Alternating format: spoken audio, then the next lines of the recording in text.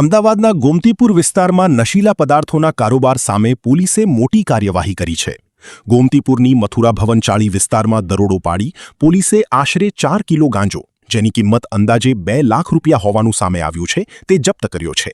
આ કાર્યવાહી દરમિયાન પોલીસે આસિફ બેગ ઉર્ફે આસોની ધરપકડ કરી છે.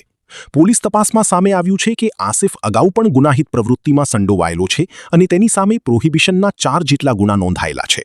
આ કેસમાં અમર મિયા ઉર્ફે બબુલનું નામ પણ સામે આવ્યું છે. જોકે અમર મિયા હાલ ફરાર છે અને પોલીસ તેની શોધખોળ કરી રહી છે. તેની સામે મારામારી સહિત કુલ 6 જેટલા ગુનાઓ નોંધાયેલા હોવાનું જાણવા મળ્યું છે. હાલ પોલીસે ગાંજો ક્યાંથી લાવવામાં આવ્યો હતો અને કોને સપ્લાય કરવાનો હતો તે દિશામાં વધુ તપાસ હાથ ધરી છે.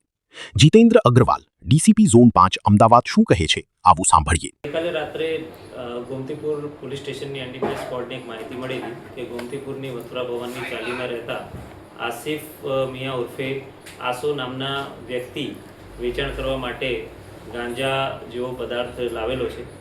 જે બાતમીના આધારે તેના ઘરે રેડ કરતા ગોમતીપુર પોલીસ સ્ટેશનની એનડીપીએસ સ્ક્વોડની રેડ સક્સેસફુલ રહી અને તેમાં 4 કિલો જેટલો ગાંજો પકડાયો અને તેની અંદાજિત કિંમત રૂપિયા 2 લાખ છે.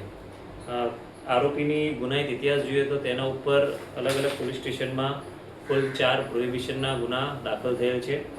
આસિફ ઉર્ફે આસોએ આ ગાંજો પ્રાથમિક તપાસમાં જાણવા મળ્યું છે કે આમિર મિયા ઉર્ફે બબુલ ગુલાબ મિયા શેખ પાસેથી મેળવેલો હતો, જે હાલમાં ફરાર છે અને તેની શોધખોળ ચાલુ છે. આરોપી છે એ જેનું નામ ખુલ્લું છે, ક્યાંનો છે અને કઈ રીતે માલ હેરાફેરી કરતા હતા અને કેટલા સમયથી આ ધંધો કરે?